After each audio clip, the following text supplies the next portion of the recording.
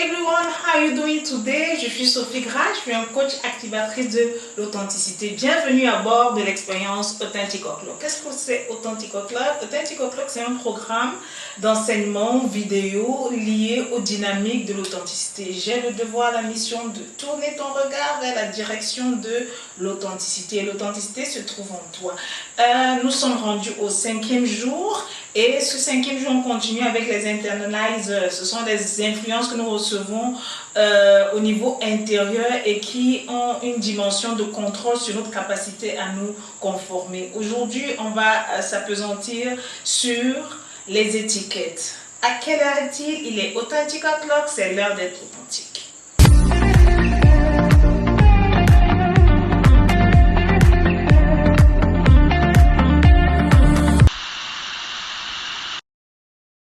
C'est parti pour notre journée suivante. Là, je vous propose quelque chose de très simple, ok?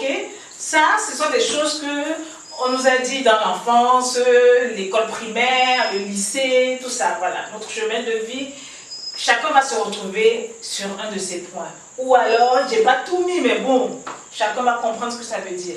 Ah, celle qu'on appelle la plaintive, l'amoureux, le malchanceux, l'amoureux malchanceux, celui-là qui, bon, à chaque fois il tombe amoureux, mais ça ne marche jamais. Le matheux, très fort en maths, le pasteur, cette personne-là qui, à chaque fois qu'on est tous en groupe là, quand on était jeunes, il a toujours un truc lié à Dieu, il faut penser à Dieu dans ce que vous faites, et on a surnommé le pasteur, l'étourdi, l'idiot de la salle, la personne qui ne donne jamais de bonnes réponses, le bébé de maman, proche de sa maman, celui qui ne dit jamais non à chaque fois qu'on lui pose une question, une requête, c'est toujours oui, ou si on ne dit pas celui qui dit non, c'est le oui-oui, la stylée, toujours bien habillée, slow, tortue, quelqu'un qui va toujours doucement, qui fait ses choses doucement, mange doucement, on la surnomme, ou on le surnomme slow, le petit génie, toujours très intelligent, les bonnes réponses à l'école, en classe, dans toutes ces classes, il les a eues avec des mentions. On l'appelait de Lucky Luke, le dessin animé, quelqu'un qui est mince là, on l'appelle Lucky Luke.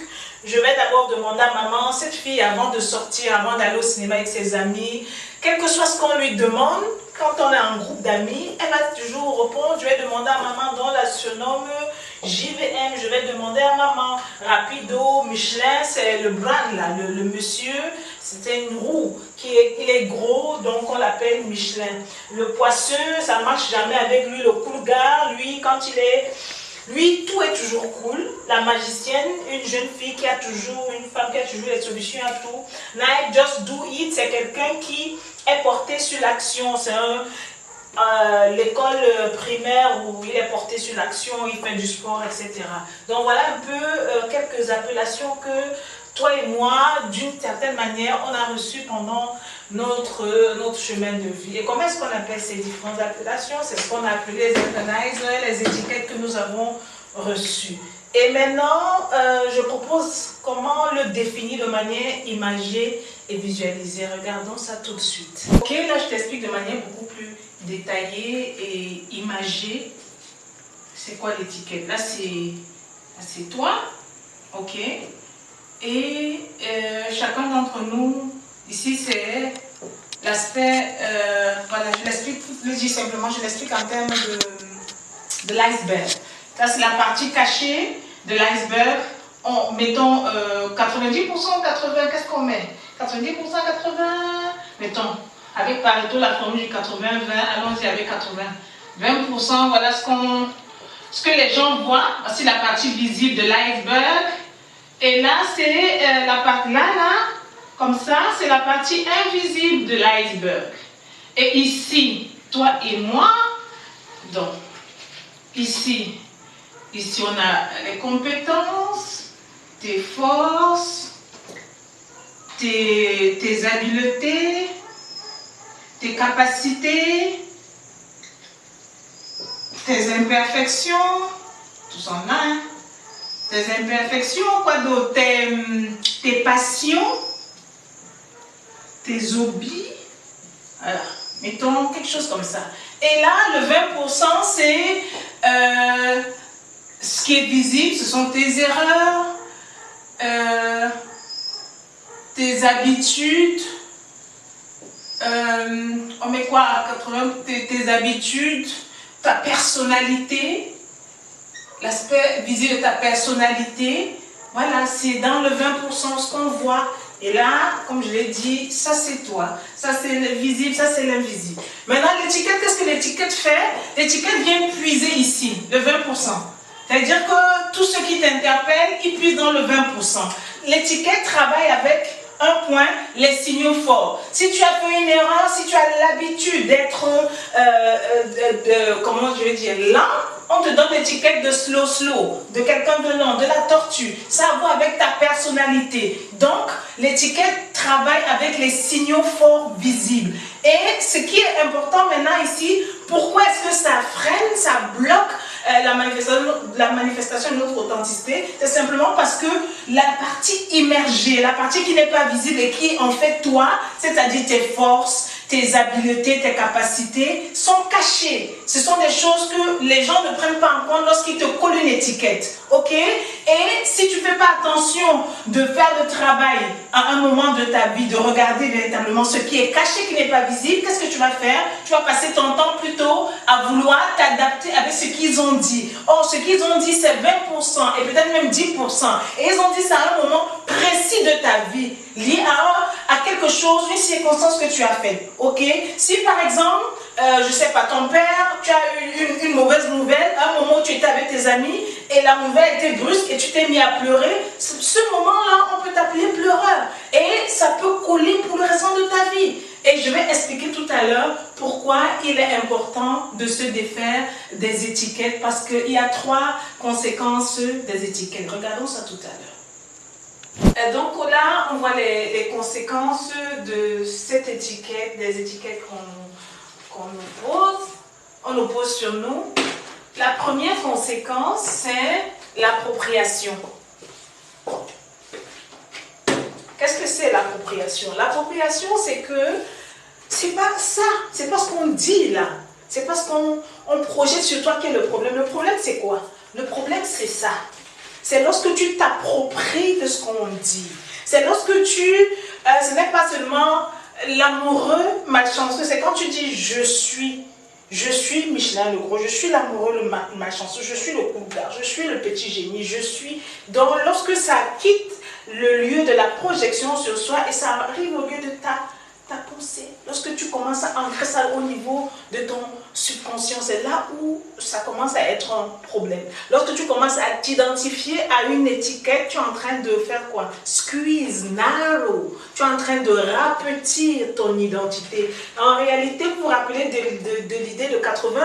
C'est-à-dire que tu es en train de prendre les 20% et tu les ramènes au niveau les 80% et tu dis, mais 80% compétences, force, talent, etc., c'est du 20%.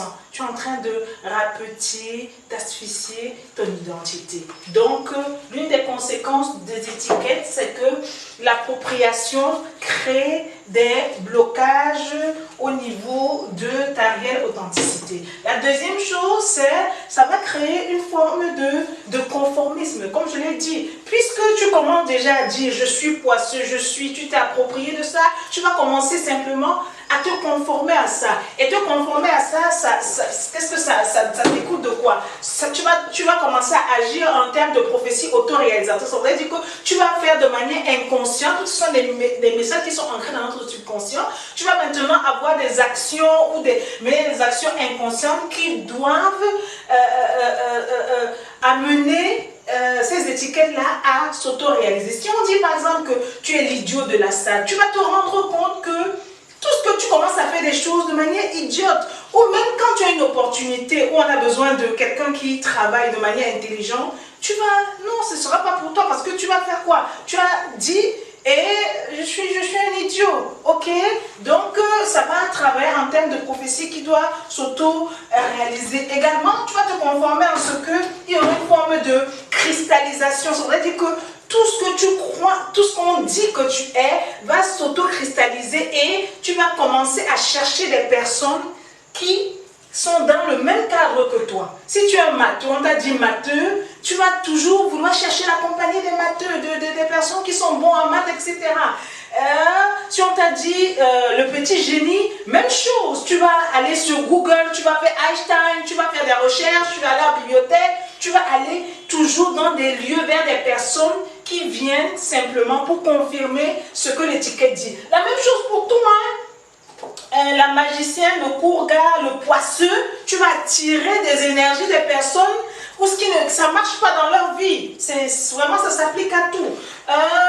Quand l'autocensure, l'autre chose qui va arriver en termes de conformisme, c'est l'autocensure. Tu auras une tendance à t'auto-censurer. Auto-censurer, c'est quoi? Ça veut dire que des choses qui peuvent t'apporter du bonheur, du plaisir, si on t'appelait petit génie, que toi, tu as intégré, tu t'es conformé, tu fais des actions dans ce sens-là, maintenant, un autogénie, c'est clair, il va en bibliothèque, il est carré. Un autogénie, pas de passion, la musique, aller à club, cinéma avec les autres, non, tu vas t'auto-censurer. Pourquoi? Tu t'auto-censures simplement parce qu'il faut simplement que tu marches dans la conformité du titre, du label, de l'étiquette. Et là, tu es en train de faire quoi? Tu es en train de tuer ton authenticité parce que tu n'es pas seulement intelligent, mais il y a un ensemble de choses derrière. Tu peux être passionné par la musique tout en avoir ce type d'intelligence intellectuelle de livre. Tu peux être un technicien, un mécanicien.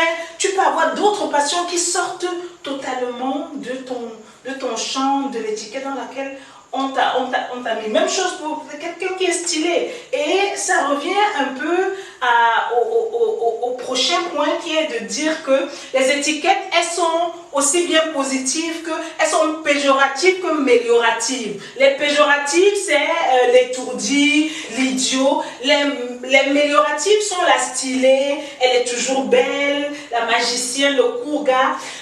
Ça agit de la même façon. Si toi, on est toujours en train de te dire tu es stylée, une belle femme, toi, tout ce que tu vas faire va toujours être dans le sens, bon, il faut, avant de sortir, c'est du maquillage, c'est du make-up parce que la prophétie doit s'accomplir. Tu vas vers des filles également qui sont dans la même tendance. Et puis maintenant, tout ce qui ne fait pas stylé, tu ne vas jamais sortir sans ton make-up, tu vas toujours te rassurer que tes habits tombent toujours parce que tu ne veux pas que, je sais pas, en ville, quand tu es en train de faire tes courses, quelqu'un te trouve, je sais pas, simple, délaissé. Ok, donc de la même manière, tu peux être stylé, mais tu es également intelligent, tu es également une femme d'affaires, tu es également simple, tu es également quelqu'un qui aime la vie pratique, mais tous ces aspects de toi, tu risques de ne pas totalement entrer dans cela, simplement pourquoi? Parce que tu as accepté l'étiquette qui a été apposée sur toi. Ok, donc là, la leçon sur les étiquettes comme étant un internalizer qui nous influence à nous conformer s'arrête là. On a fini pour notre 5e jour. Merci pour avoir écouté. On se donne rendez-vous demain. Il y a un exercice après lié à ça. Et on se dit be authentic. I love you all.